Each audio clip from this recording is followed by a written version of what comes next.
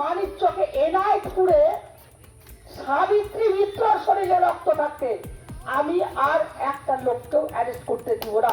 আজকের পর একটা লোক অ্যারেস্ট হবেন না। এনায়েতপুরের ঘটনায় আর কোনো গ্রেপ্তারি হবে না। বাড়ি ছাড়া পুরুষেরা বাড়ি ফিরে আসুন, শান্তিতে বাড়িতে বসবাস করুন। বুধবার সন্ধ্যায় এনায়েতপুরের শান্তি বৈঠক থেকে আশ্বাস বিধায়ক সাবিত্রী মিত্রের। এটা পরিকল্পিত ঘটনা। সোশ্যাল মিডিয়ায় গ্রুপ তৈরি করে ষড়যন্ত্র করা হয়েছে। যারা পেছনে রয়েছে তাদের খোঁজ করছে পুলিশ। কংগ্রেস ও বিজেপির দিকে আঙুল সাবিত্রী মিত্রের। মানিকচক এনায়েতপুর অঞ্চলে মোমিনটোলা, এনায়েতপুর ইএ হাই স্কুল, মোহনা ও এনায়েতপুর বাজারে শান্তি বৈঠক করেন বিধায়ক সাবিত্রী মিত্র।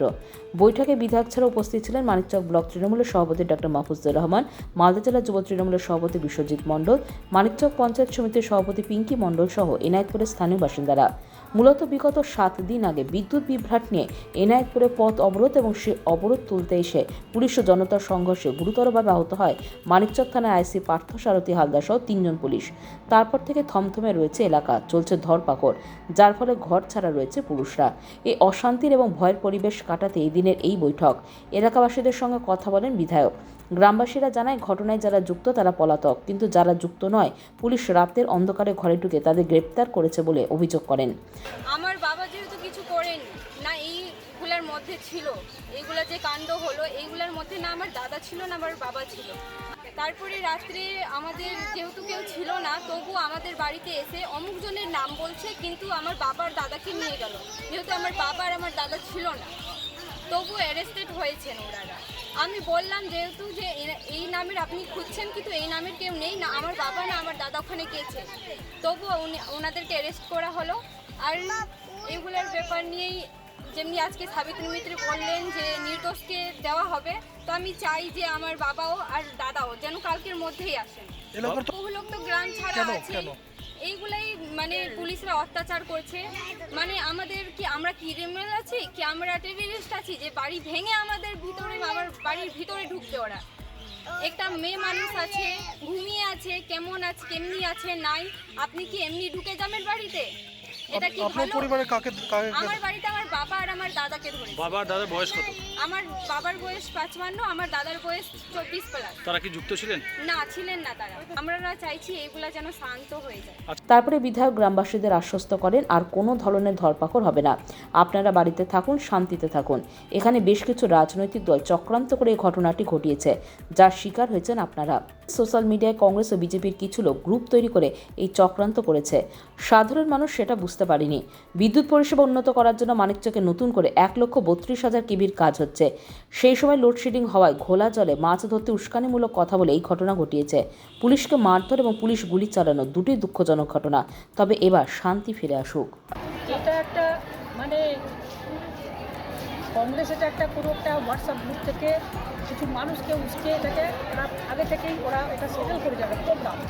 এটা আমার মুখ এই জন্য একই দিনে এতগুলো অবরোধ হয় না, এবং সাধারণ মানুষ এটা জানতে পারে অবরোধ হবে। মানুষ দলে দলে আসে, মানুষ যখন থেকে বিদ্যুৎ নাই চল আমিও যাই, এইভাবে কিছু লোক শুনেছে। বাট এরা যে বিদ্যুতের অবরোধ না করে পুলিশকে মারবে এটা বুঝতে পারিনি ওরা। এই নিয়ে একটা সমস্যা হয়ে গেছে, সাধারণ মানুষের এটা কোনো প্রশ্ন।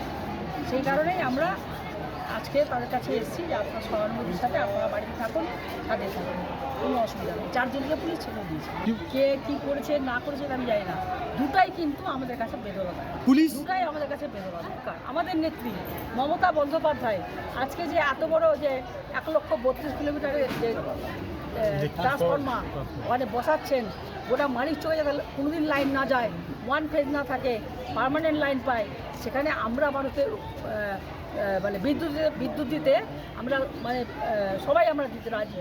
যে কোনো কারণে এমন কোনো দেশ আছে যেখানে লোডশেডিং হয়েছে, সেটার জন্য আমরা কাজ করছি।